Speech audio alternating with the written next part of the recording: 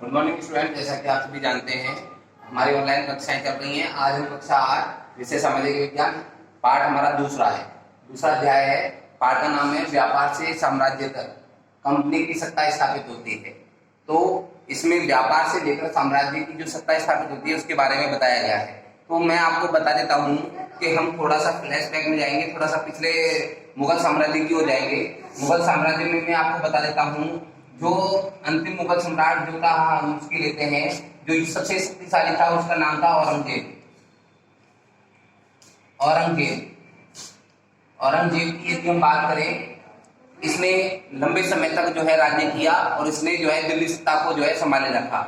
1707 में इसकी मृत्यु के बाद कोई भी ऐसा योग्य शासक नहीं हुआ जो इसके राज्य को संभाल कर रख सके, जो इसकी सत्ता को संभाल कर रख सके, जिसमें अकबर द्वितीय भी था, मोहम्मद शाह भी था। बहुत सारे इसके जो है पुत्र थे जिन्होंने किसी ने भी इस राज्य को संभाल करके नहीं रख सके लंबे समय तक। अब यदि हम बात करें उसी समय में आपको बता देता हूँ अंग्रेजों के बारे में। मैं आपको बता देता हूँ कि औरंगजेब के समय तक जो है शासन सत्ता जो है उनके हाथ में रही और उसने अपनी सत्ता को जो है बहुत मजबूत किया। उसने जो है दक्षिण तक जो है अपनी जो है साम्राज्य की सीमाएं फैलाई, जिसमें आप जानते हो, जिसमें हम ये कह सकते हैं कि दक्षिण के प्रदेशों पर भी उसने आधिपत्य स्थापित किया। लेकिन उसकी मृत्यु के बाद ये जो यहाँ के जो जितने भी राजा महाराज थे वो स्वतंत्र हो गए, जो भी सामंत राजा थे वो स्वतंत्र हो गए और वो अपनी स्वतंत्र सत्ता हटाने लगे।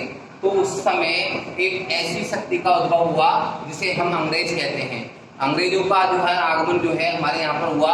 अब उसके बारे में मैं आपको थोड़ा सा ये बताना चाहता हूँ कि 18वीं शताब्दी तक आते आते हमारे यहाँ पर जो है अनेक जो है 18वीं शताब्दी तक आते आते जो है अनेक जो है विदेशी जो है भारत में आए, जिनका उल्लेख इसमें किया गया है। अब मैं आपको ये बताना चाहता हूँ कि 18वीं सदी के बारे में बताना चाहता हूँ। 18वीं शताब्दी में हमारे यहाँ पर 1800 ईस्वी के बाद जो है बड़ी संख्या में हमारे यहाँ पर बहुत सारे जो है विदेशी जातियां जो है हमारे यहाँ पर आई।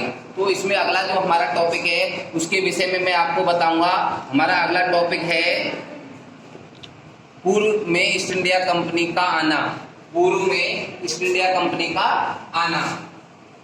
अब इसको थोड़ा सा आप पढ़ेंगे। पूर्व में ईस्ट इंडिया कंपनी का आना।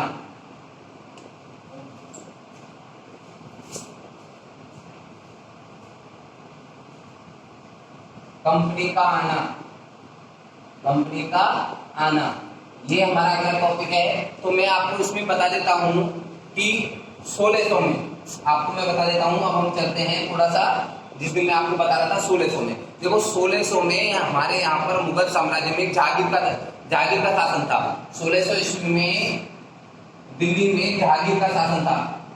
ये एक मुगल सम्राट था जहांगीर का शासन था। और इस जहांगीर को अकबर जो है शेखू बाबा के नाम से भी जो है पुकारता था। इस जहांगीर के दरबार में पहली बार एलिजाबेथ ने, जो इंग्लैंड की महारानी थी एलिजाबेथ ने, उसने अपने अधिकारी को भेजा जिसका नाम था सर टॉमस्रो।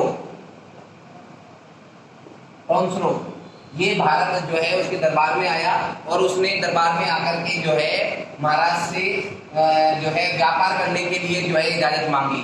तो जहांगीर ने उन्हें व्यापार करने की अनुमति दे दी। तो ईस्ट इंडिया कंपनी जो है बंगाल में स्थापित की गई और इसी कंपनी के माध्यम से भारत देश के साथ व्यापार प्रारंभ हो गया। अब भारत देश में जो है आप जानते हो कि भारत देश में बड़ी संख्या में व्यापार, यहाँ का जो कच्चा माल था, यहाँ की जो बनी चीजें थी, उसे यहाँ से सस्ते दामों में ले जाकर के वो यूरोप महाद्वीप में बड़े अच्छे दामों में बेचा करते थे। और धीरे धीरे क्या है, माल की खपत जैसे ही भारत में बढ़ने लगी, जो मुनाफा जब भारत से ज्यादा होने लगा, तो बड़ी संख्या में यहाँ पर भी जो है बड़ी मात्रा में अन्य व्यापारी भी जो है भारत की ओर जो है आकर्षित हुए, जिसमें मैं भी अभी थोड़ी देर में आपको समझाऊंगा कि और भी व्यापारी इसकी ओर आकर्षित हुए। तो मैं आपको बता देता हूँ उनका आकर्षित होने का कारण क्या था। एक तो भारत के जो है सूती रेशमी वस्त्र, बड़ी संख्या में भारत में बहुत बारीक रेशमी वस्त्र जो बनते थे उसे यूरोप में ऊंचे दामों पर बेचा जाता था। इसके अलावा लौंग है, इलायची है, मसाले हैं, मिर्च मसाले हैं, वो भी बड़ी मात्रा में भारत से यूरोप महाद्वीप में ऊंचे दामों पर बेचे जाते थे। तो जब ये ऊंचे दामों में बेचे जाते थे तो धीरे धीरे इन्होंने, मैं आपको बता देता हूँ कि सबसे पहले पुर्तगाली जो है, कौन?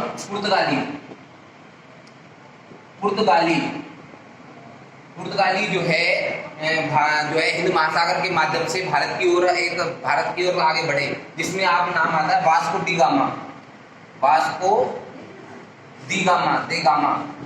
ये नाम जो आता है ये 1498 में भारत के कालीकट बंदरगाह पर पहुंचा। किस पर पहुंचा?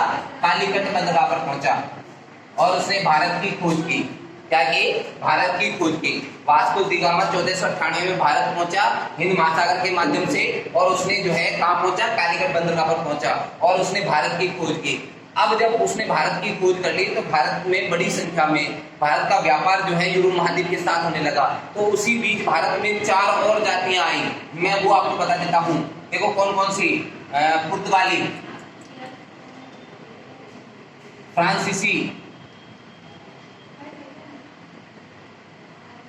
फ्रांसीसी और डच और अंग्रेज, ये 4 जातियां जो हैं एक साथ जो है, थोड़ा आगे पीछे सही, लेकिन ये सभी एक साथ आई थी। और इनका सभी का उद्देश्य ये था कि भारत से ज्यादा व्यापार करना और भारत से जो है सस्ते दामों में माल को खरीद करके दूसरे अपने यूरोप महाद्वीप में बेचना।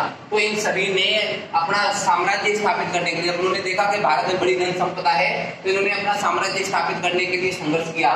तो इसमें सबसे शक्तिशाली रहे अंग्रेजों ने पुर्तगालियों को हराया, फ्रांसीसियों को हराया, डचों को हराया और अंत में अंग्रेजों ने अपनी सत्ता स्थापित की। तो इस तरह से हम कह सकते हैं कि व्यापार से साम्राज्य तक कंपनी की सत्ता स्थापित होती है। किसकी? अंग्रेजों ने व्यापार के माध्यम से अपना जो है अपनी सत्ता स्थापित की थी और धीरे धीरे उन्होंने पूरा साम्राज्य पर, भारत पर अधिकार कर लिया।